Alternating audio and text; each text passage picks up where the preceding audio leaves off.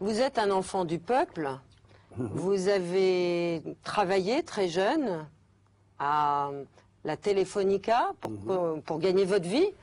Mais depuis l'âge de 8-10 ans, vous saviez à l'intérieur de vous-même que vous étiez un artiste. On a l'impression qu'au début, vous étiez à la fois autant écrivain que cinéaste que dans la bande dessinée.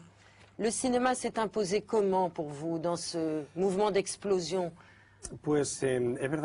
C'est vrai qu'au début, et dès mon enfance d'ailleurs, j'ai commencé à écrire et à dessiner vers l'âge de 10 ans.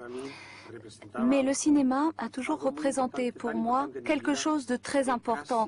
Il avait une place tellement importante dans ma vie que je crois que si j'ai quitté ma famille, c'est pour aller à Madrid, mais pour voir des films, en plus d'aller à Madrid pour faire ma vie. Je ne savais pas si j'étais un artiste, en fait, à l'époque. Mais la seule chose que je savais, c'est que je voulais vivre dans une ville parce que l'univers d'un village m'asphyxiait, m'étouffait. Et même si c'était dans les années 70, vivre dans une ville, pour moi, c'était trouver la liberté. Et puis, je me suis rendu compte que le cinéma, c'était le type de narration à laquelle j'aurais le plus facilement accès. Parce que je me suis aperçue que derrière la caméra, il y avait toujours un narrateur.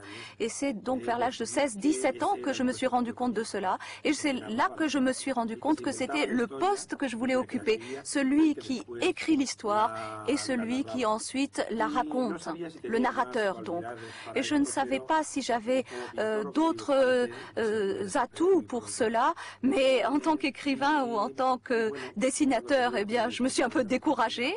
Et dès l'âge de 18 ans, je me suis acheté une caméra en Super 8 et j'ai commencé à apprendre tout seul en autodidacte ce travail. Et pour moi, le Super 8, c'était comme le cinéma parce qu'il comprenait toutes les disciplines du cinéma.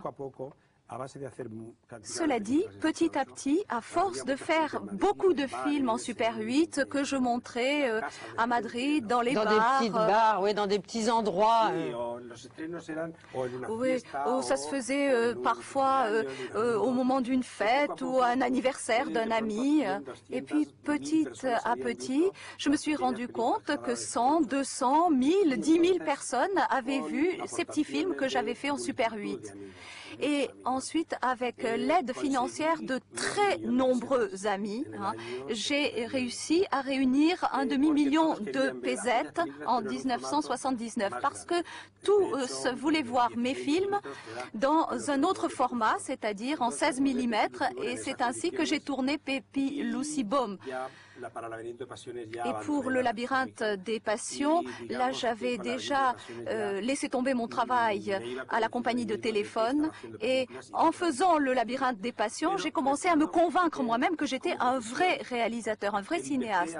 Mais je me souviens que sur mon passeport, quand on me demandait ma profession, je mettais fonctionnaire ou auxiliaire de l'administration.